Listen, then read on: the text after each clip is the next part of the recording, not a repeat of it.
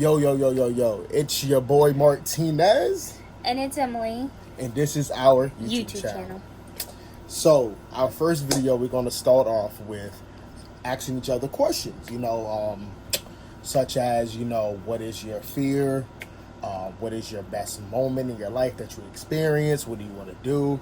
Questions like that. That's what we're going to go with. So, our first question that we're going to go with is... What would be the absolute perfect date? You asking me? Yeah. And then I'll answer. So, my ideal of a perfect date would, going on a picnic, at a nice park. It's something I never have done before. I've seen a lot of people do it, but I think that would be dope. Having a picnic with you, of course, and I cook up like my best food that I ever made in my life. You know what I mean? And we sit there under a tree and sit there just talk about life. Just talk about how everything, used to be when we was kids, and but obviously none of that would matter necessarily because life wasn't the bomb until I met you. So that would be my ideal of a perfect date. Okay. Mine would be watching the sunset with you at the beach. Okay. I think that's the cutest thing. Okay. Just being with you makes it a perfect day, so having it be romantic would be the best. Message.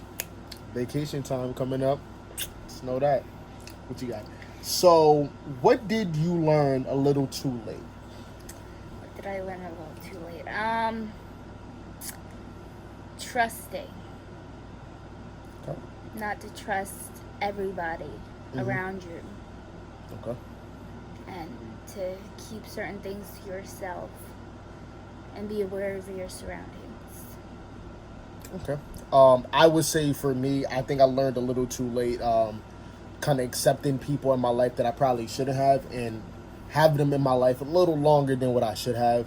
The reason I say that is because I had a little situation where it was like this beautiful lady over here kind of told me to stay clear of it. Not really going to get into detail about it. I'm never into that name dropping, but let's just say that I learned that not everybody's really your friend, and not everybody's really going to be there for you as much as they say that they're going to be. But it is what it is. You kind of live and you learn, and from there you just try to just go on with the rest of your life as best as you can and just learn from it. What are you too hard on yourself for? My drawings being perfect. Okay. I think that I'm too hard on being too perfect at what I do, even though it's not like something you have to be perfect at. But I'm too hard at, like, I have a vision in my head and I need to, like, be there. But to everybody else, it's beautiful and I shouldn't be too hard on myself.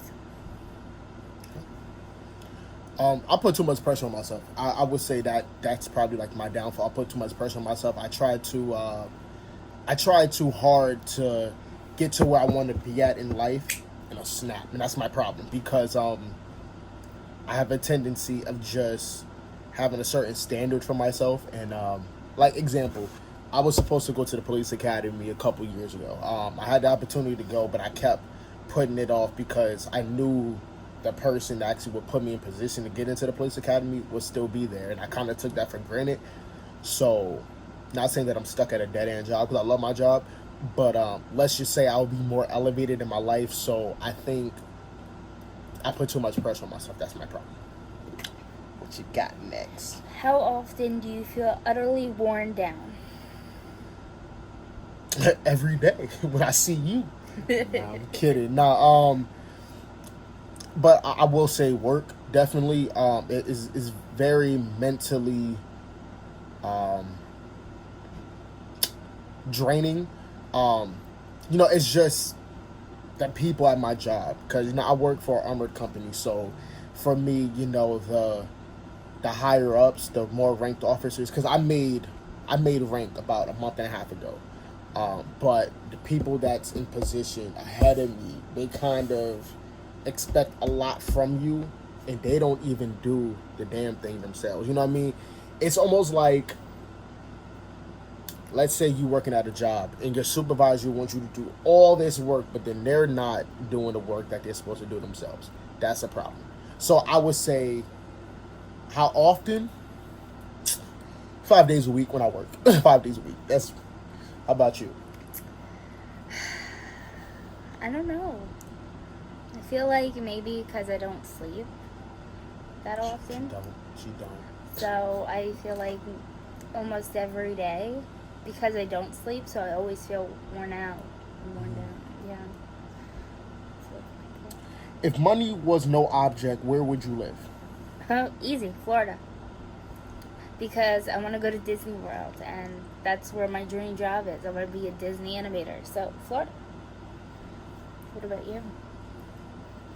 In your arms. Nah, but I would say California or Florida. I got family that actually live out in LA. I haven't been to LA in over 10 years now, and last time I went, it was the most beautiful fucking thing in the world. But, you know what I mean? But anywhere that she would want to go, because, you know, money is no option, and she's worth more than money to me, so. What makes you nervous? What makes you nervous? Being put on the spot. Like, when I have to go up and talk in front of people, or if someone just throws something in front of me, it makes me nervous, because I'm like, I don't want to mess up. Right. And my fear is messing up, besides losing. So I have that thing where I get nervous and anxious. So yeah. I think what makes me nervous is not performing as well as I want to in the police academy. See, it kind of goes back to what we said a little bit earlier about me putting a lot of pressure on myself. I put a lot of pressure on myself because I have a high expectation for myself, because I know where I want to be at in life, and I know for a fact that this is what I want to do. I've been doing it, feeling this way since I was a kid. You know what I mean? And I feel like what's going to make me nervous the most when I'm in the academy is not performing as well as what I'm supposed to. I train so hard to, you know, be in academy, and my fear is not being good enough. So, What habits do you have that annoy other people? I've been told specifically from my parents that I don't answer a question like directly. I have a tendency of like going around the world, kind of explaining too much before I get to the point. So I would say that I have a tendency of going around the world, but shit, it is what it is. How about you? Assuming things. Getting mad too quickly. Assuming the worst instead of asking questions first, and yeah. Really? Yeah, Oh. that's one of my bad habits that other people like to tell me. I wonder who those people are. But yeah, that's one of my bad habits. I'm not good at questioning. I just assume and get myself into arguments and trouble. Damn, I'm so sorry for that person, man. What makes you angrier than it should?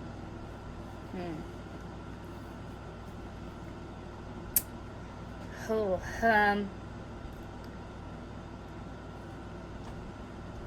sometimes people talking, the voice of people just makes me want to punch them in the face. Oh, wow. Not you, but just some people. Okay. The way they talk, not their accent or voice, or those who are around me and I see every day. Sometimes their voices just annoy me and want to punch them in their face. What about you? I would say like criticism. Sometimes I don't take constructive criticism as well as I should.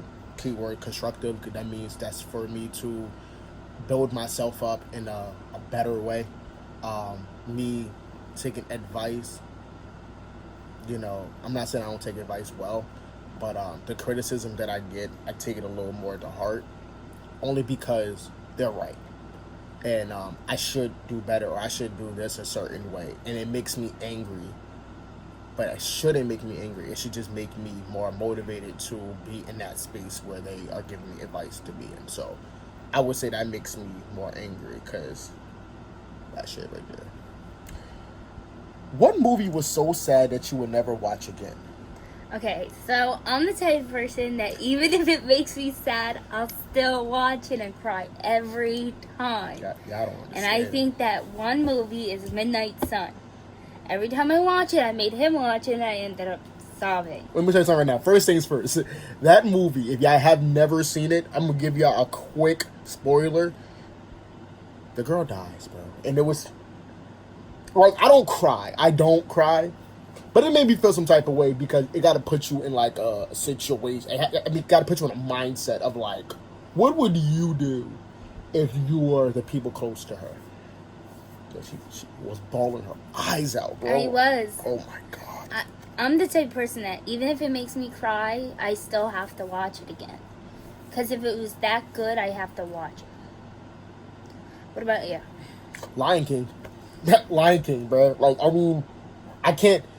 everybody watched Lion King. But, when he died, bro, it did something to me, bro. It did... Because, as a kid... Because I was only, 1 when it came out. But when I first watched it, I was, 6. And it was, that movie was, inspiration to me, for me to be, the best I can be. And for a person like Scar to do what he did, bro, it does something to me. I cannot watch Lion King. I can't watch it. I can't watch it again. I can't. It's over. It's a dub. What are the 2 biggest lessons you learned from previous relationships? Can I go first, please? Yes. I gotta get this off my chest, You bro. can go first. Let me tell you something right now. What I learned from my previous relationships, bro. Listen to the signs. Listen to the signs, bro. Trust the signs that you see. Because let me tell you something right now. I try to give people the benefit of the doubt, but god damn it, it fucked me over, bro. It fucking fucked me over. Let me tell you something right now, bro. This is why I have trust issues. Not with her, obviously. But this is why. Because I seen something. I peeped something. It's a difference. I peeped and I seen something. But I still try to give Shorty the benefit of the doubt. And probably shouldn't have, because it fucked me over, like I said. Let's just say it would never happen again. That is the biggest lesson that I have ever learned. That if you feel something in your gut that is not right, and you peep the shit, go with your gut feeling. That's the biggest lesson I think I ever felt. Go ahead. Because I'm going to get mad if I keep talking about it. Go ahead. Well, I wasn't really in a relationship ever until him. Because I'm the GOAT. But one major thing that's happened into my life made me realize don't be too gullible. And don't be too quick to listen to someone. Because I've been mind fucked and it's not fun. And you have to actually know you're going to get somewhere with that person in order to move on and trust them. And don't let yourself off so easy, and don't give yourself away so quickly, or else that person may hurt you. Yeah. Without knowing facts that you guys are going to be together forever. Cause I tell you, man, I'm a big, and I tell her this all the time. I'm big on actions, not words. Cause you can easily tell somebody that you love them, but it's all about the actions that follow behind that. It's what you do to prove that you love that person. Cause I can easily say, yo, I love you, I love you, I love you, but it's what is my actions that carries behind it actually will like indicate that like I'm gonna ride for you through the thick and thin. You know what I mean? Like that is the main thing, action. So it's like if homeboy never really presented her with the actions that he actually cared about her, it don't mean nothing. And I'm not talking about buying your girl or buying your guy something at all. I mean that's easy. Money is no, I mean. It's Money, the love and compassion that you need to show someone before you could easily trust them. And basically, someone has to, like, give you the love. Not buying someone something or not asking for what's in between their legs. It's the love that you share. Yeah. And you show them by, like, coming over to watch movies. Cuddling, laughing for no reason, talking for hours, actually wanting to get to know a person. And that's another thing. That's something that, and I'm sorry, baby, I didn't mean to cut you off, but that's something else too. Like before, like when her and I first started, I would get out of work at like 11 o'clock at night. I would come to her house. We would sit in her garage and talk about nothing till like about 4 o'clock in the morning. 5. Something like that. You know what I mean? Like we would sit there and talk about nothing and laugh. That's what it's all about, bro. When you got that type of bond with somebody, bro, that shit is unbreakable. Unbreakable. You know what I mean?